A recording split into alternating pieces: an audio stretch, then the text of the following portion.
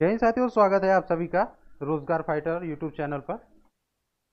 कैसे हैं आप सब और कैसी चलिए आप लोग की तैयारी। आई होप कि आप लोग बहुत ही अच्छे होंगे और बहुत ही अच्छे तरीके से आप लोग अपनी पढ़ाई को कंटिन्यू कर रहे होंगे। ठीक, तो देखिए, कल आप लोग का जो पहला लेक्चर हुआ वो कंप्लीट हुआ एंड आई होप कि उसमें 70 से 80 या फिर 100 के अप्रोक्स जितने भी इंपॉर्टेंट क्वेश्चंस हैं उनको मैंने उसमें कवर करने की कोशिश की है। ठीक, तो आज का जो सेकंड लेक्चर है उसमें भी हम लोग एसएससी यूपीएससी आने वाली परीक्षा, सबसे बड़ी भर्ती दरोगा, आने वाली भर्ती यूपीपी लेखपाल, कोई भी एग्जाम हो उसके लिए जितने भी जरूरी, और मैं देखिए जीएस पढ़ना तो सबको पढ़ता है, पढ़ते सभी लोग हैं, लेकिन जो चीजें होती हैं, जो पढ़ने वाली चीजें होती हैं वो कोई नहीं पढ़ता। ठीक, मैं जो यहाँ पे पढ़ा रहा हूँ ना, वो इतना मैं उसमें डीप गया हूँ कि आप यूपी पीसीएस का भी उठा के देख लीजिएगा, इनमें से क्वेश्चन आएंगे। ठीक, तो देखिए, ऐसा नहीं है कि जीएस हार्ड आता है या फिर इजी आता है, ऐसा नहीं कह सकते हैं।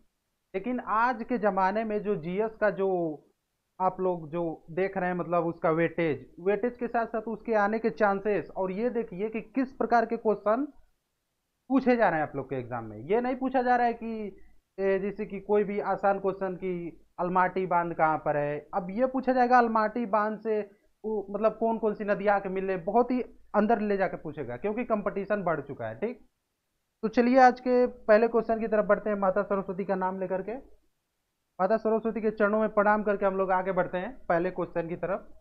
और पहला क्वेश्चन है आप लोग के सामने, बजट किस तारीख को आता है?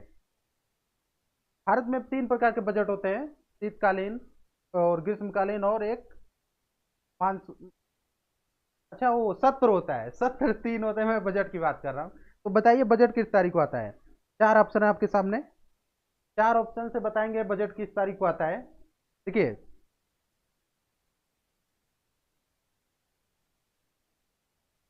4 ऑप्शन है, बताइए इसमें से बजट किस तारीख को आता है, बताइए। तो भैया बजट आता है हमारा 1 फरवरी को आता है। कब आता है?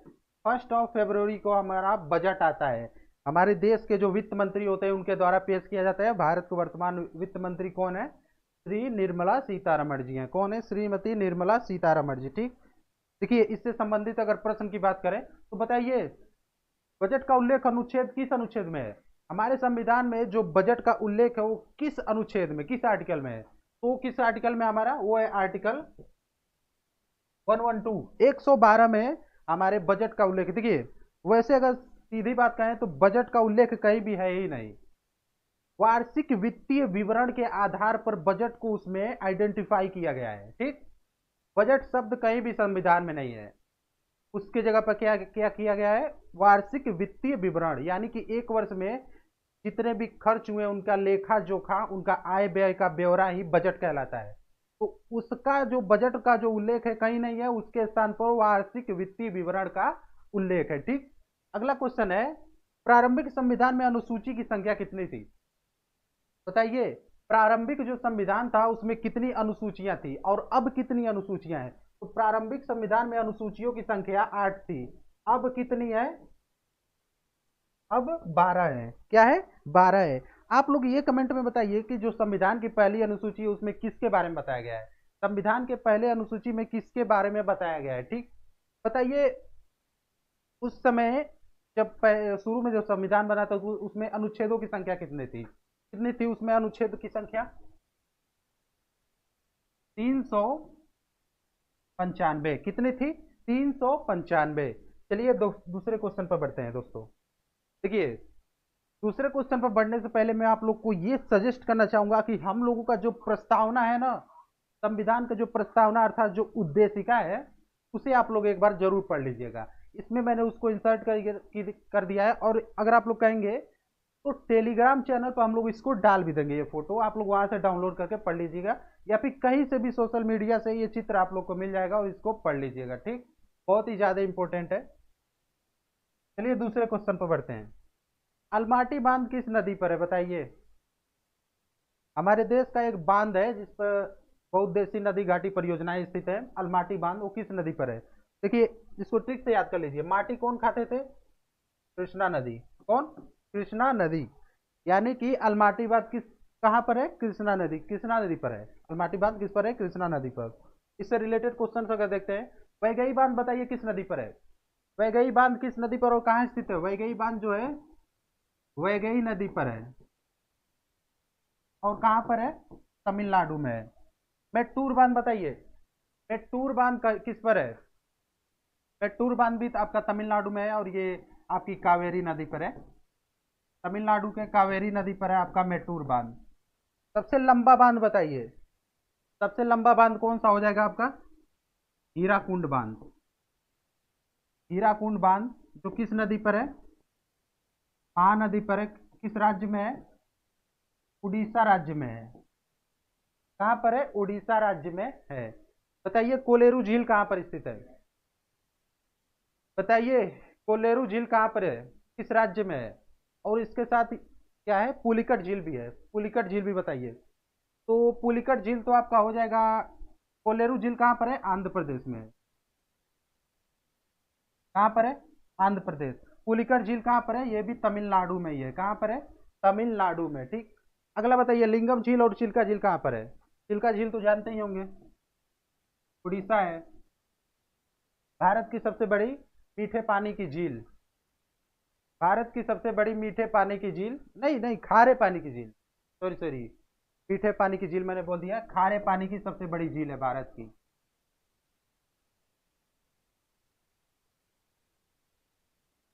क्या है ये? खारे पानी की झील है। बताइए लिंगम झील कहाँ पर है? बताइए लिंगम झील कहाँ पर है, भारत के किस राज्य में है? तो ये है आपका कर्नाटक राज्य में है। ठीक। आप लोग स्क्रीनशॉट ले सकते हैं, मैं किनारे हट जा रहा हूँ। कर्नाटक राज्य में हमारा लिंगम झील है। ठीक। चलिए आगे बढ़ते हैं अगले क्वेश्चन पर। धन विधेयक कहाँ प्रस्तुत किया जाता है? संसद के किस सदन में धन विधेयक प्रस्तुत किया जाता है? बताइए। या फिर इसको संयुक्त रूप से प्रस्तुत किया जाता है? चार ऑप्शन है आप लोग के सामने, बताइए। तो जो धन विधेयक होता है वो कहाँ प्रस्तुत किया जाता है? हमारे लोकसभा में प्रस्तुत किया जाता है, राज्यसभा में नहीं। राज्यसभा में नहीं प्रस्तुत किया जाता है और इसको लोकसभा से ही पारित कर दिया जाता है। इससे संबंधित अगर प्रश्न देखते हैं, धन विधेयक का उल्लेख बताइए किस अनुच्छेद में है? धन विधेयक का उल्लेख किस अनुच्छेद में है? संविधान के किस अनुच्छेद में है? तो वो है आपका 110, 110 में। और वित्त विधेयक किस अनुच्छेद में है?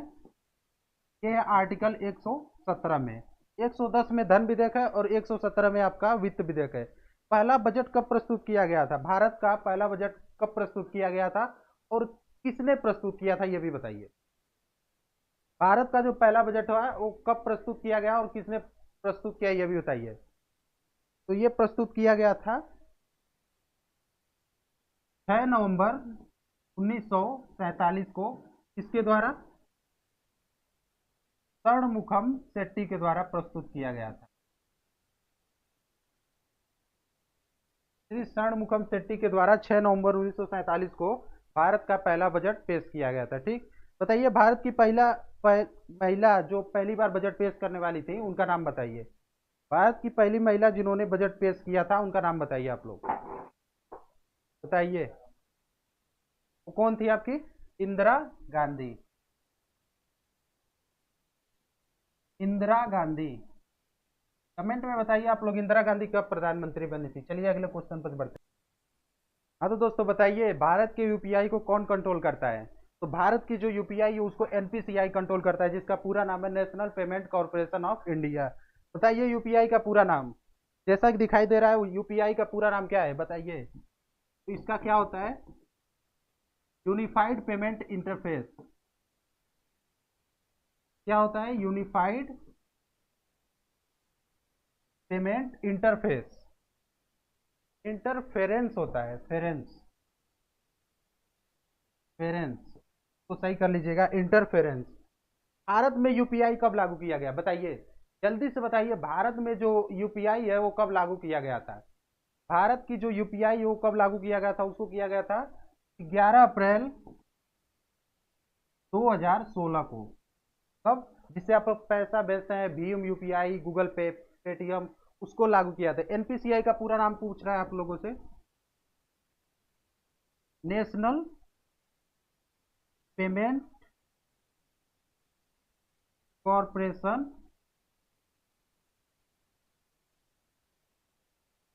Of India. क्या होगा? National payment corporation of India. ये होता है एनपीसीआई का पूरा नाम। चलिए अगले क्वेश्चन पर बढ़ते हैं हम लोग। निकट दृष्टि दोष को क्या कहते हैं बताइए? निकट दृष्टि दोष को क्या कहते हैं हम लोग इंग्लिश में, या फिर इसको साइंस लैंग्वेज में क्या कहते हैं बताइए? एक्रोफोबिया किसे कहते हैं? Acrophobia fear of small palace. यानी कि अगर आपको किसी बंद कमरे में बंद कर दिया जाए तो वहां पर जो डर होता है उसे हम लोग कहते हैं एक्रोफोबिया। पैरोफोबिया किसे कहते हैं? आग से जो डर लगता है उसे हम लोग कहते हैं पायरोफोबिया। हाइड्रोफोबिया किसे कहते हैं? पानी से जो डर लगता है उसे कहते हैं। मायोपिया किसे कहते हैं? निकट दृष्टि दोष को कहते हैं। मायोपिया किसे कहते हैं? निकट दृष्टि दोष को कहते हैं। चलिए इससे संबंधित प्रश्न है। दूर दृष्टि दोष को क्या कहते हैं साइंस लैंग्वेज में? इसको कहते हैं, वो हम लोग कहते हैं, वो कहते हैं वो। अच्छा ये बताइए पहले, बायोफोकल लेंस का प्रयोग कहाँ होता है? बायोफोकल लेंस का प्रयोग कहाँ किया जाता है बताइए? बायोफोकल लेंस को कहाँ पर यूज किया जाता है? इसको यूज किया जाता है जरा दृष्टि दोष में। जब आंखें बूढ़ी हो जाती है तब वहां पर बायोफोकल लेंस का प्रयोग किया जाता है। आंखें उम्र के साथ जब कमजोर हो जाती है तो वहां पर बायोफोकल लेंस का प्रयोग किया जाता है। इसको कहते हैं हाइपरमेट्रोपिया। हाँ याद आ गया, हाइपर मेट्रोपिया इसको कहते हैं। क्या कहते हैं? हाइपरमेट्रोपिया। दूर दृष्टि दोष को हम लोग कहते हैं। ध्वनि की स्पीड बताइए, ध्वनि की स्पीड कितनी होती है? लाइट की स्पीड आप लोग कमेंट में बताइए। ध्वनि की स्पीड मैं यहाँ पे बता रहा हूँ। बताइए ध्वनि की स्पीड कितनी होती है? 332 मीटर पर सेकेंड होती है। अब लाइट की स्पीड क्या होती है आप लोग कमेंट में बताइए, नीचे कमेंट में बताइए। ध्वनि का कान पर प्रभाव कब तक रहता है? कितने सेकंड तक रहता है ध्वनि का कान पर प्रभाव बताइए? ध्वनि का कान पर प्रभाव कितने सेकंड तक रहता है? वो रहता है आपका 1/10 सेकंड तक। कब तक रहता है? 1/10 सेकंड तक। ध्वनि की स्पीड सबसे ज्यादा किस में होती है? ध्वनि की जो स्पीड होती है सबसे ज्यादा किस में होती है? वो आपका होता है ठोस में सबसे ज्यादा, उसके बाद सबसे ज्यादा द्रव में होती है, उसके बाद सबसे ज्यादा गैस में होती है। अब ये बताइए ठोस में सबसे ज्यादा किस धातु में होती है? अगर ठोस में बात करें तो ठोस के किस धातु में सबसे ज्यादा ध्वनि की स्पीड होती है बताइए आप लोग? तो वो सबसे ज्यादा होती है आपकी एल्यूमिनियम में। किसमें? और अगर द्रव की बात करें तो द्रव में सबसे ज्यादा किसमें होती है? समुद्री जल में समुद्री जल, पीने वाले पानी में नहीं, समुद्री जल में। और गैस में सबसे ज्यादा हाइड्रोजन गैस में होती है सबसे ज्यादा ध्वनि की स्पीड। ठीक, तो यहाँ पर आप लोग स्क्रीनशॉट ले सकते हैं इसका। चलिए अगले क्वेश्चन पर बढ़ते हैं। सेब में कौन सा अम्ल पाया जाता है बताइए? सेब में कौन सा अम्ल पाया जाता है? सेब में कौन सा अम्ल पाया जाता है? मौलिक एसिड। हाँ, मौलिक एसिड कहाँ पे पाया जाता है? सेब में। सेब में कौन सा अम्ल पाया जाता है? मौलिक एसिड। बताइए घास में कौन सा एसिड पाया जाता है?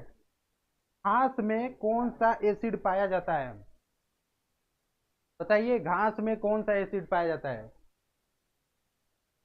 एक एसिड होता है बेंजोइक एसिड। बेंजोइक एसिड घास में पाया जाता है। नारियल में कौन सा एसिड पाया जाता है? लोरिक एसिड। लोरिक एसिड नारियल में पाया जाता है। सिरका में कौन सा एसिड पाया जाता है? Acetic acid. एसिटिक जो एसिड होता है वो नारियल में पाया जाता है। बताइए मधुमक्खी और चींटी में कौन सा एसिड पाया जाता है? मधुमक्खी और चींटियों में कौन सा एसिड पाया जाता है बताइए? मधुमक्खी और चींटियों में कौन सा एसिड पाया जाता है? वो आपका पाया जाता है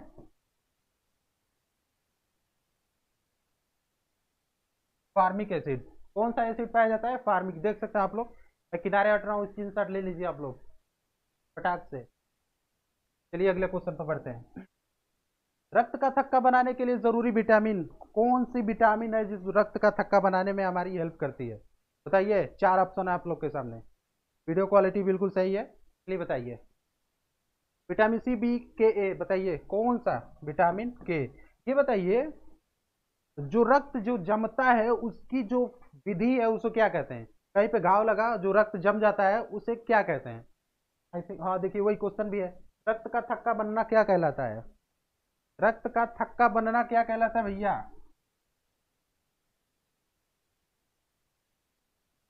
स्कंदन, क्लोटिंग क्या कहलाता है? स्कंदन। रक्त के थक्के, रक्त के थक्के के लिए जरूरी धातु बताइए।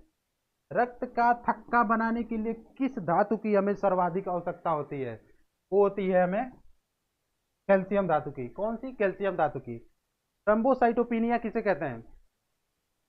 थ्रोम्बोसाइटोपिनिया बताइए किसे कहते हैं?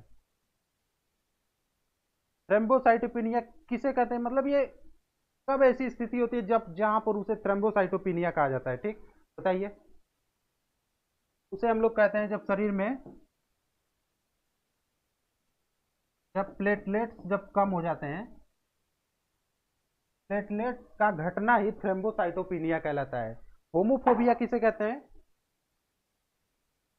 जो डर हमें रक्त को देखकर हो। रक्त का जो डर होता है वो होता है होमोफोबिया। स्क्रीनशॉट ले सकते हैं आप लोग। चलिए अगले क्वेश्चन पर। भारत के वर्तमान वित्त आयोग के अध्यक्ष कौन है?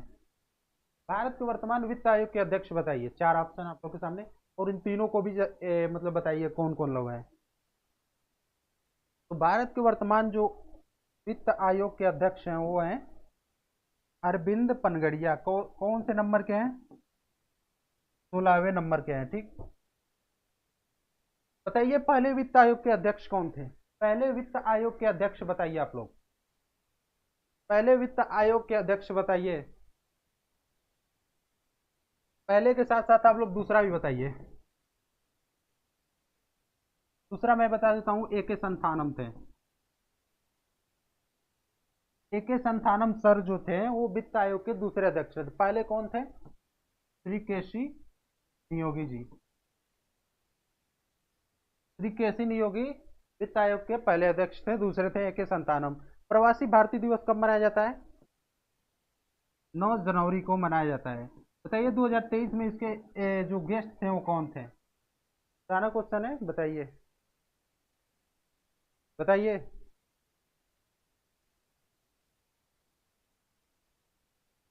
जूलॉजिकल सर्वे ऑफ इंडिया की सोसाइटी मतलब स्थापना कब हुई थी?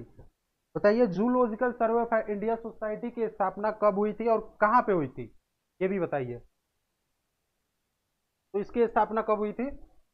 1916 में हुई थी। कब हुई थी?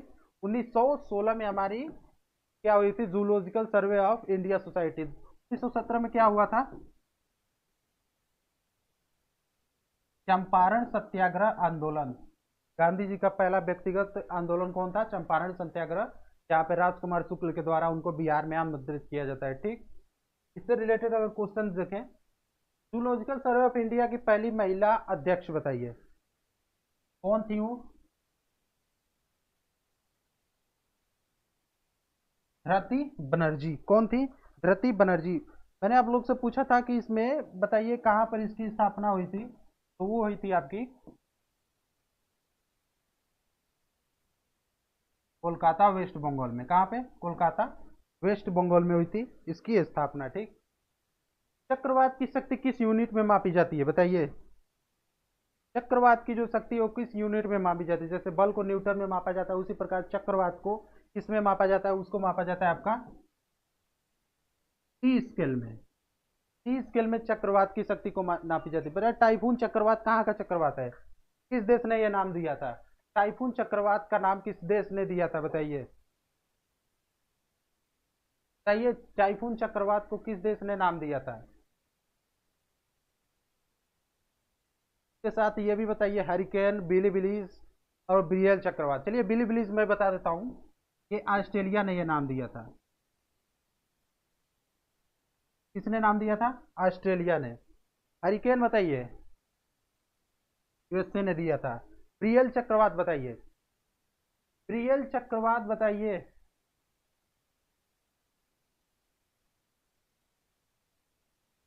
बताइए ब्रियल चक्रवात कहाँ पे आता है और किसने इसका नाम दिया था? टाइफून को तो आपने देखा होगा उसमें न्यूज में भी, जापान एंड चाइना के आसपास का है। ब्रियल चक्रवात नहीं बताया आप लोगों ने, बताइए ब्रियल चक्रवात वो कहाँ का है आपका? न्यूजीलैंड। कहाँ का है? न्यूजीलैंड। मैं थोड़ी वीडियो को देख रहा हूँ इधर कि वीडियो क्वालिटी सही आ रही है कि नहीं। ठीक, चलिए अगले क्वेश्चन पर। तस्मान सागर किन दो देशों के मध्य है? बिल्कुल बहुत ही शानदार क्वेश्चन। बताइए तस्मान सागर किन दो देशों के बीच है? ये भी नहीं, ये भी नहीं, ये भी नहीं। किस देश के बीच में? ऑस्ट्रेलिया और न्यूजीलैंड के बीच में है तस्मान सागर। ठीक, चलिए इससे रिलेटेड क्वेश्चन देखते हैं, लल्लन टॉप क्वेश्चन देखते हैं। दक्षिण का ब्रिटेन और कीवियो का देश, ये दोनों एक ही देश को कहा जाता है। चलिए मैं हिंट दे देता हूँ, दोनों एक ही देश को कहा जाता है, लेकिन किसे कहा जाता है ये बताइए। दक्षिण का ब्रिटेन और कीवियो का देश किसे कहते हैं? हमारे प्यारे से देश एक न्यूजीलैंड को कहते हैं। किसको कहते हैं? न्यूजीलैंड को क्या कहते हैं? कीवियो का देश या फिर दक्षिण का ब्रिटेन। न्यूजीलैंड की राजधानी बताइए, न्यूजीलैंड की राजधानी बताइए क्या है? वेलिंगटन। क्या है? वेलिंगटन। विश्व का प्रथम आईसीसी टेस्ट विजेता देश बताइए। कौन सा ऐसा देश है जिसे विश्व में प्रथम बार आईसीसी टेस्ट को जीता था? यह कौन सा देश है? वो भी न्यूजीलैंड ही है। ठीक, आज का गृह कार्य आप लोग देख लीजिए अपना, ये हमारी क्लास थी आज की, और गृह कार्य आप लोग देख लीजिए आज का। अमेरिका के वर्तमान राष्ट्रपति का नाम बताइए और इनकी पार्टी का नाम भी बताइए। किस पार्टी से ये चुनाव जीते थे, या फिर इनकी पार्टी कौन सी है जिससे ये चुनाव लड़ते हैं। ठीक, तो ये थी भैया आज की हमारी क्लास। आई होप कि ये क्लास आप लोग को बहुत ही अच्छी लगी होगी। पसंद आया तो वीडियो को लाइक कीजिए, शेयर कीजिए। चैनल का नाम है रोजगार फाइटर, इससे लोगों को जोड़िए और कह दीजिए भैया जीएस की गारंटी वहाँ पे चल रही है। गारंटी हम लोग ले रहे हैं जीएस की, कि कोई भी एग्जाम में आप लोग के क्वेश्चन इससे बाहर नहीं जाना है। ठीक, तो फिर मिलते हैं अगले वीडियो में, तब तक के लिए बाय।